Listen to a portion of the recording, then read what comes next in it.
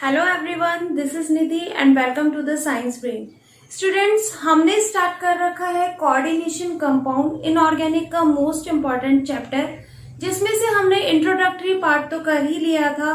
Previous classes में मैं आपको लिगेंड्स के बारे में भी बता चुकी हूँ। आई होप कि आपको समझ में आया हो और आपने अभी तक लिगेंड्स जो न्यूट्रल, नेगेटिव और पॉजिटिव लिगेंड्स थे उनको लर्न कर लिया हो, क्योंकि वही आगे जाके आपके बहुत ज्यादा काम में आने वाले हैं। बहुत ज्यादा आपके जितने भी आईयूपीएससी नॉमेनक्लेचर अभी हम लोग करेंगे इनऑर्गेनिक में एज अ कोऑर्डिनेशन कंपाउंड, तो सारे लिगेंड्स आपको याद होने चाहिए, तभी आप उनके नेमिंग कर पाएंगे, तभी आप उनके ऑक्सीडेशन नंबर निकाल पाएंगे। आज हम जो स्टार्ट करने वाले हैं वो है लिगेंड्स के अलावा जितनी भी टर्म्स थी उनको स्टार्ट करेंगे आज। तो फर्स्टली हम लोग स्टार्ट करेंगे कोऑर्डिनेशन नंबर। देखिए स्टूडेंट्स, कोऑर्डिनेशन नंबर होता क्या है, सबसे पहले हम इसके डेफिनेशन को क्लैरिफाई करते हैं। Coordination number is a number in which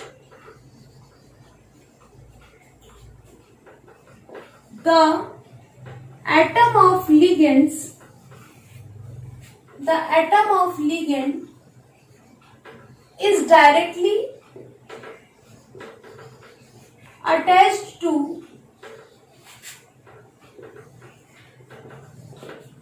central metal atom.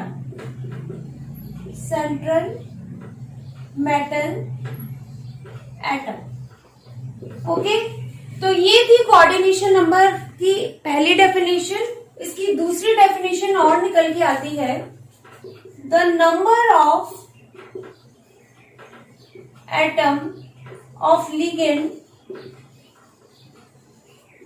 is bonded to central metal atom by a coordinate bond. This is the second definition. इसकी एक और definition है और मेरे हिसाब से वही सही है, क्योंकि उसका रीजन अभी मैं बताऊंगी। The number of electron is donated by ligand to central metal atom is known as coordination number. Okay students, तो फर्स्ट डेफिनेशन के हिसाब से कोऑर्डिनेशन नंबर वो नंबर होते हैं जब हम कोऑर्डिनेशन एंटिटी, देखिए मैंने आपको बताया था कि this square bracket is known as a coordination entity, और इसके अंदर ये सेंट्रल मेटल एटम होता है और ये लिगेंड जो होता है वो डायरेक्टली अटैच्ड होता है सेंट्रल मेटल एटम से थ्रू कोऑर्डिनेट बॉन्ड के, और ये अपने इलेक्ट्रॉन्स इस मेटल को डोनेट करता है। ओके, तो जो ये लिगेंड है जब अपने इलेक्ट्रॉन मेटल को डोनेट करता है, तब ये लुईस एसिड की तरह लुईस बेस की तरह बिहेव करता है। ओके, तो इसमें बोला गया है कि जितने लिगेंड जो है वो सेंट्रल मेटल एटम से डायरेक्टली अटैच्ड है, उसी को हम लोग कोऑर्डिनेशन नंबर कहते हैं। या फिर हम ये भी बोल सकते हैं कि कोऑर्डिनेशन नंबर वो नंबर है जितने कोऑर्डिनेट बॉन्ड से लिगेंड मेटल से जुड़ा हुआ है, उसको हम लोग कोऑर्डिनेशन नंबर कहते हैं। बट इसकी जो करेक्ट डेफिनेशन है वो यही है। सही तो ये दोनों भी है, बट मेरे हिसाब से अभी एक्सप्लेन करके बताऊंगी कि क्यों सही है। देखिए, the number of electron is donate by the ligand to central metal atom, यानी लिगेंड ने अपने कितने इलेक्ट्रॉन सेंट्रल मेटल एटम को डोनेट किए हैं, उसको हम लोग बोलते हैं कोऑर्डिनेशन नंबर। देखिए फॉर एग्जांपल अगर हम लें AgCN2 नेगेटिव, ओके, तो यहाँ पर सभी को पता है हम लोग लिगेंड को क्लासिफाइड कर चुके हैं by the monodentate, डाइडेंटेट and so on. तो यहाँ पर ये जो CN है वो मोनोडेंटेट लिगेंड है, यानी वन पेयर ऑफ इलेक्ट्रॉन ही वो सेंट्रल मेटल एटम को डोनेट करता है। तो वन सेंट्रल एटम जो वन इलेक्ट्रॉन पेयर है वो सेंट्रल मेटल एटम को डोनेट करने के कारण ये कहलाता है मोनोडेंटेट लिगेंड।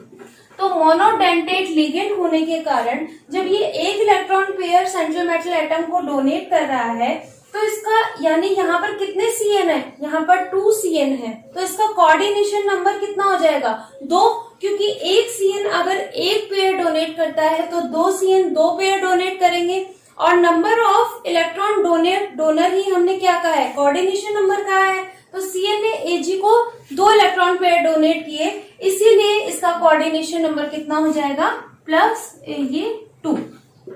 ओके, अगर हम दूसरा एग्जांपल लें,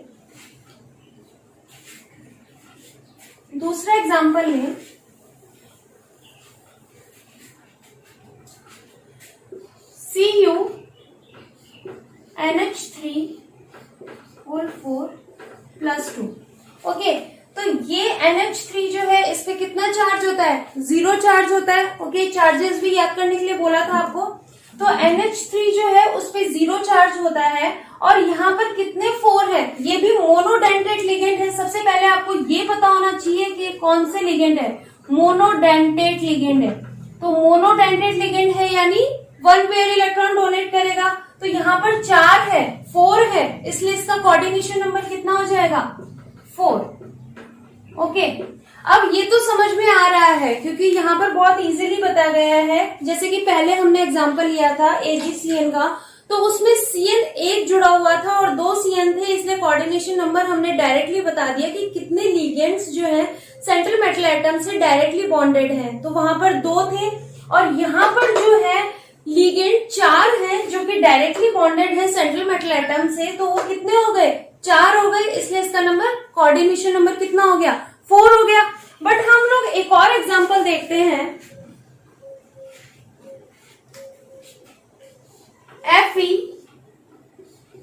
FeC2O4 का whole thrice and 2 positive. Okay, ये एग्जांपल अगर हम ले, एक सेकंड में देख लेती हूँ कि स्क्रीन में आ रहा है कि नहीं आ रहा।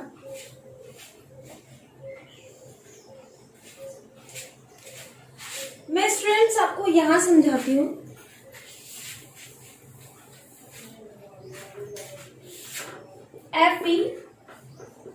FeC2O4 whole thrice 3 positive. Okay, ये एक एग्जांपल है। तो स्टूडेंट्स इसमें देखिए ये क्या मोनोडेंटेट लिगेंड है, बिल्कुल नहीं, ये जो है डाइडेंटेट लिगेंड है। यहीं पर हम लोग गलती करते हैं, इसको बोलते हैं डाइडेंटेट लिगेंड, यानी ये सेंट्रल मेटल एटम को 2 इलेक्ट्रॉन पेयर डोनेट करेगा, इसीलिए इसको डाइडेंटेट लिगेंड बोला गया है। तब डाइडेंटेट लिगेंड है यानी यहाँ पर 3 लिखे गए हैं, तो हम लोग क्या कह सकते हैं कि ये 3 के डबल हो जाएंगे, क्योंकि एक ऑक्सलेट आयन, ये ऑक्सलेट आयन है। ओके, तो ऑक्सलेट आयन जो है वो एक इलेक्ट्रॉन, जो एक ऑक्सलेट आयन होता है वो 2 इलेक्ट्रॉन पेयर डोनेट करता है। तो 3 कितने करेंगे, तो 3 into 2 हो जाएगा, तो कितने हो जाएंगे 6।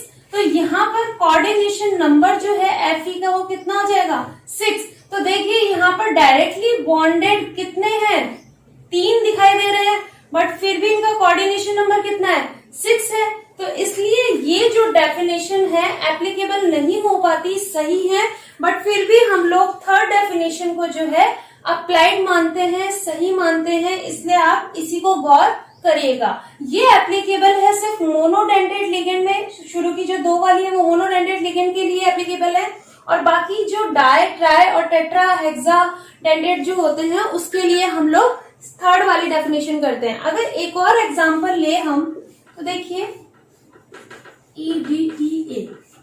ओके, अगर हम लोग ये एग्जांपल ले लें तो देखिए यहाँ पर कॉपर से डायरेक्टली कौन सा बॉन्डेड है, EDTA। तो EDTA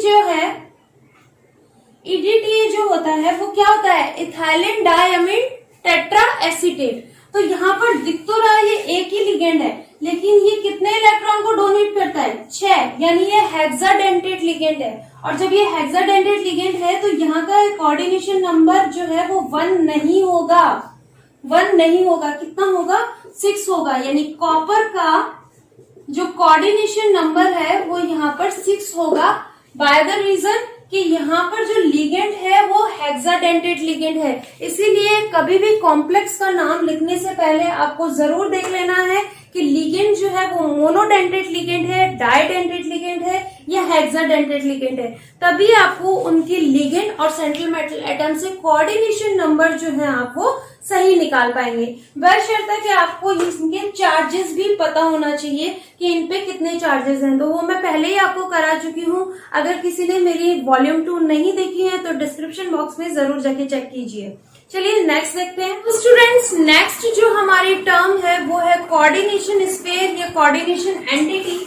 देखिए ये क्या होती है, coordination sphere and entity.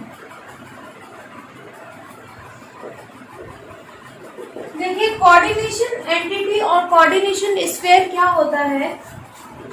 The central metal atom is directly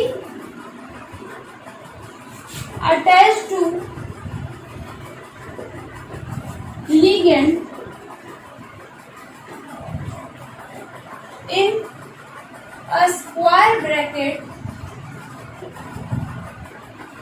one second, in a square bracket is known as coordination sphere and entity. And the ionizable group is present outside of bracket is known as counter ion. Okay students, definition के हिसाब से जब central atom जो होता है वो ligand से directly attached होता है एक स्क्वायर ब्रैकेट के अंदर, तो उसको हम लोग बोलते हैं कोऑर्डिनेशन स्फीयर या फिर एंटिटी। और काउंटर आयन कौन से होते हैं, जो कि ब्रैकेट यानी स्क्वायर ब्रैकेट के बाहर जो प्रेजेंट होते हैं उनको हम लोग क्या बोलते हैं, काउंटर आयन बोलते हैं। फॉर एग्जाम्पल अगर हम लें,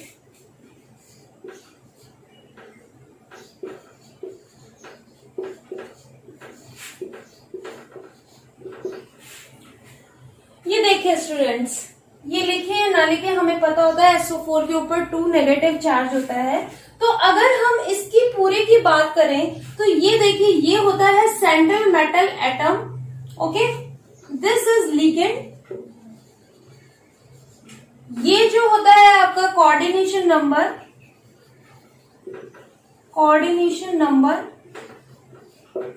देन इसके बाद में जो ये ब्रैकेट आपको दिखाई दे रहा है यही होता है कोऑर्डिनेशन स्फीयर और एंटिटी। कोऑर्डिनेशन स्फीयर और एंटिटी। ओके, और स्टूडेंट्स आपको जो ये बाहर दिख रहा है स्क्वायर ब्रैकेट के बाहर, इसको बोलते हैं हम लोग काउंटर आयन। Got it? तो इतना आपको समझ में आ गया होगा कि कोऑर्डिनेशन नंबर क्या होता है, कोऑर्डिनेशन स्फीयर और एंटिटी क्या होती है, क्योंकि आपको पूरे चैप्टर में ऐसे ही कॉम्प्लेक्स देखने को मिलेंगे। और आपको पता होना चाहिए, सबसे पहली बात हमने कही थी कि कॉम्प्लेक्स सॉल्ट जो होते हैं, कॉम्प्लेक्स कंपाउंड जो होते हैं वो पानी के अंदर ब्रेक नहीं होते हैं, डिसोसिएट नहीं होते हैं। यानी अगर हम इसको पानी के अंदर डालेंगे तो ये स्क्वायर ब्रैकेट के जो अंदर है वो हमें सेपरेट फॉर्म में नहीं मिलेगा, हमें ऐसे का ऐसा ये आयनाइज्ड फॉर्म में मिल जाएगा। ठीक है, इसी को हम लोग बोलते हैं कॉम्प्लेक्स कंपाउंड। और ये था कोऑर्डिनेशन स्फीयर और entity. Next coordination number, coordination entity के बाद में हमारी नेक्स्ट जो टर्म आती है उसको हम लोग बोलते हैं होमोलैप्टिक कंपाउंड और हेट्रोलैप्टिक कंपाउंड। बहुत ही इंपॉर्टेंट है, डायरेक्टली क्वेश्चन पूछ लिया जाता है इनसे। तो देखिए होमोलैप्टिक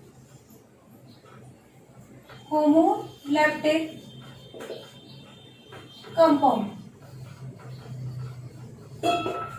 तो होमोलैप्टिक कंपाउंड क्या होते हैं? Homoleptic compound is a compound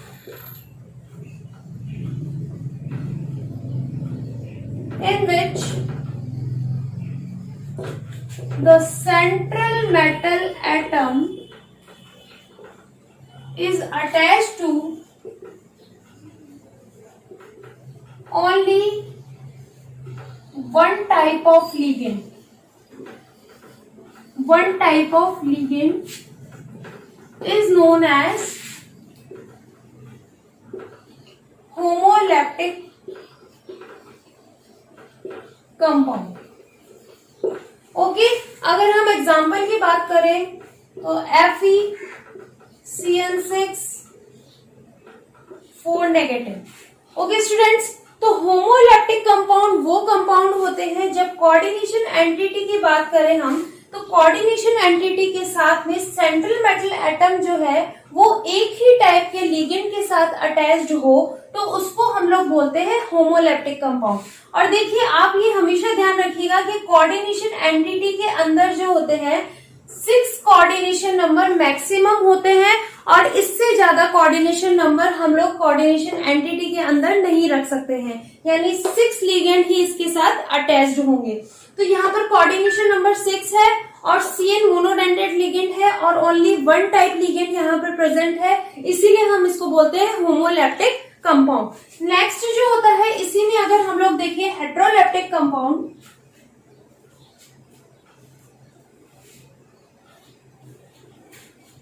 next है हेट्रोलैप्टिक कंपाउंड. तो जैसे कि आपको नाम से ही पता चल गया होगा, होमो का मतलब होता है सेम एंड हेट्रो का मतलब होता है डिफरेंट. ओके, तो in this compound the central metal atom is attached to more than one ligand is called heterolaptic compound. Okay, जैसे फॉर एग्जाम्पल हम लोग बात करें CuNH3 का होल 5 Cl and 2 पॉजिटिव. तो देखिए स्टूडेंट्स, यहाँ पर मैं आपको बता चुकी हूं कि ये है central metal atom, this is ligand and this is also ligand. तो यहाँ पर कितने टाइप के लिगेंड हो गए?